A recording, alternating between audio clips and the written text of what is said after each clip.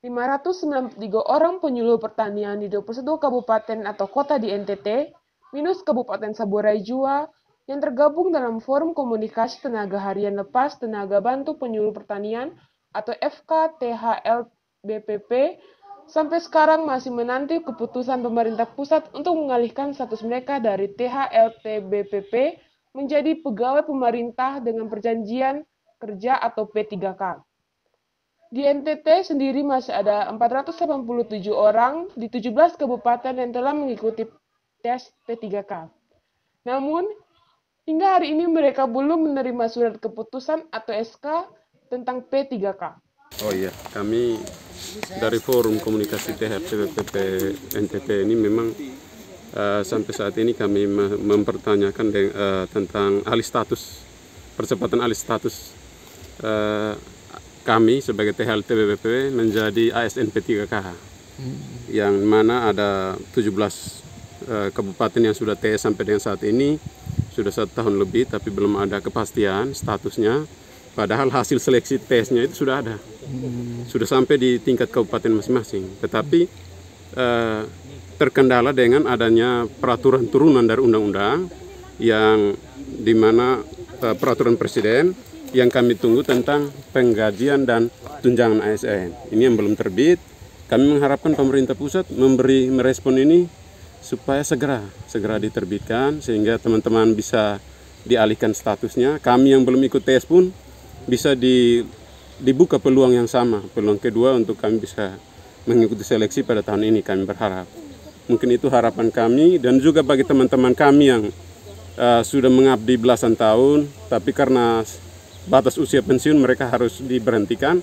Mungkin ada perhatian pemerintah, bisa mereka mungkin diberi modal usaha, bisa menjadi petani lagi untuk membantu program-program pemerintah yang saat ini diakselerasi percepatan untuk mungkin di masa pandemi ini bisa tetap menjaga ketahanan pangan nasional.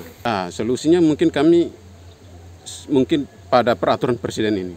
Peraturan presiden kami ikuti dari perkembangan di media maupun informasi-informasi teman-teman yang di nasional itu kan sudah pada tahap harmonisasi di tingkat kementerian. Tapi sampai dengan saat ini belum ada keputusan.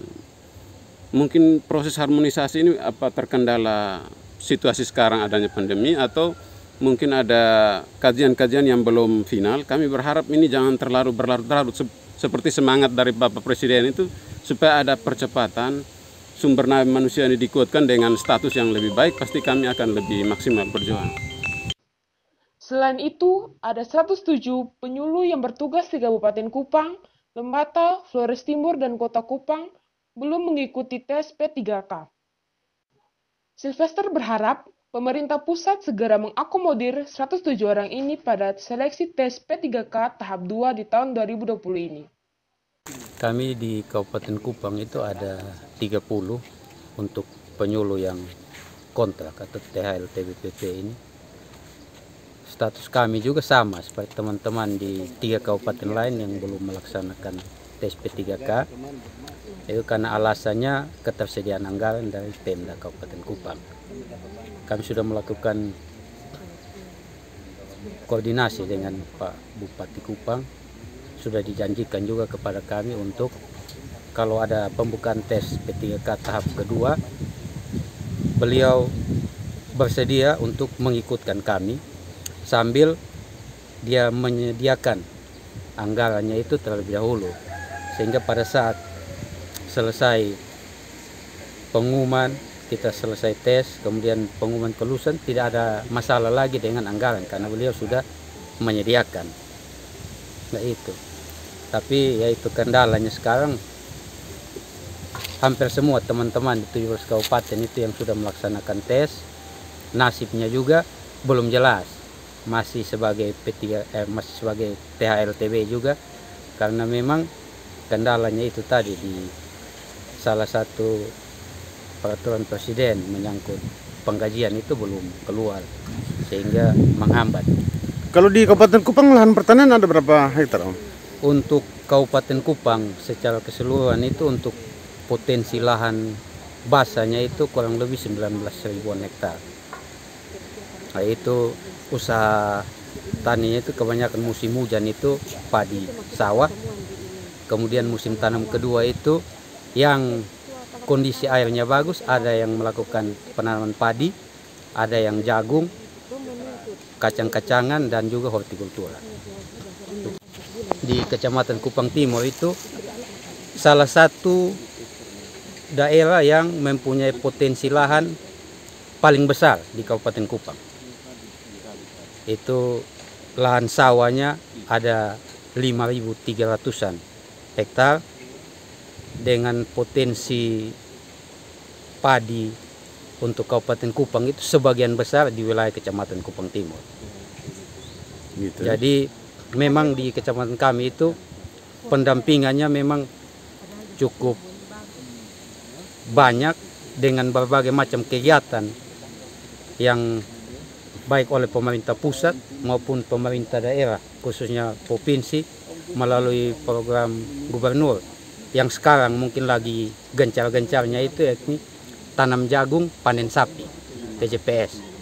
Kami untuk musim tanam kedua ini untuk kegiatan tanam jagung panen sapi itu ada dialokasikan untuk Kabupaten Kupang itu ada 2.000 hektar. Di wilayah kerja kami Kecamatan Kupang Timur itu ditargetkan 1.500 hektar.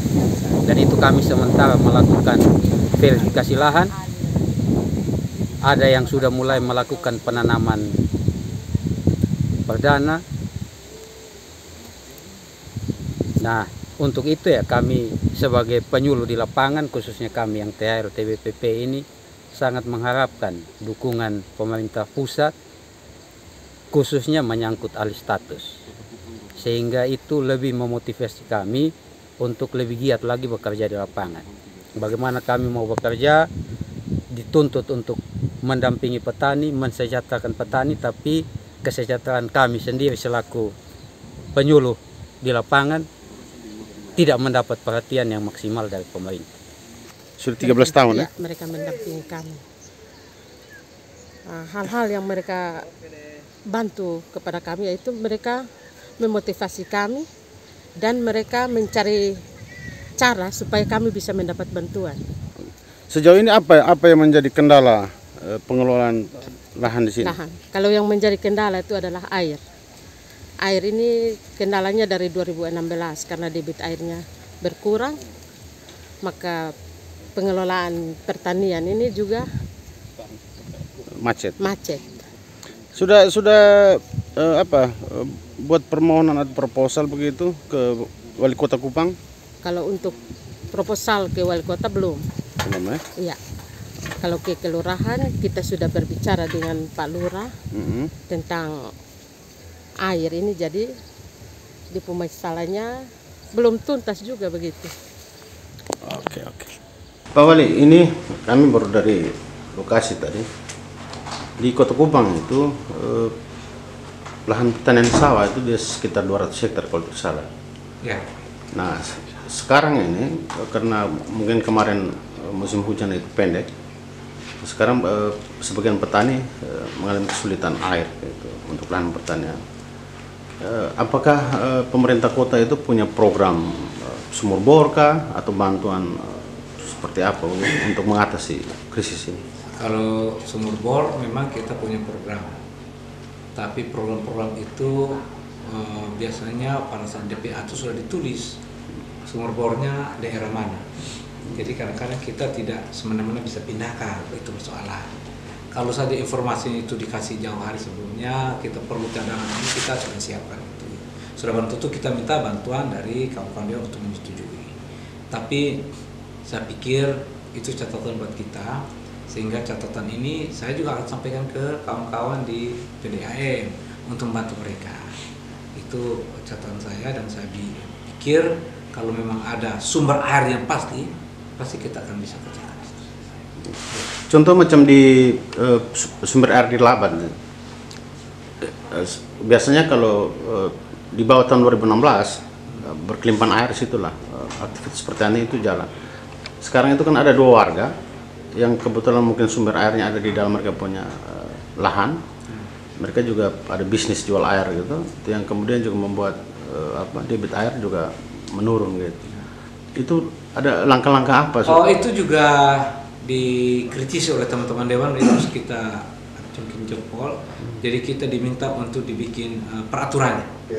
Nah, untuk itu, dan kami akan buat itu segera mungkin supaya bukan saja di Labat tapi di beberapa daerah sini kan penataan air bersih, air sumur bor ini kan menjadi persoalan, masalah. Sudah tidak bayar pajak tapi oto-oto yang angkut itu bikin rusak jalan kita pada banyak. Ini harus dipertimbangkan sungguh-sungguh. Betul.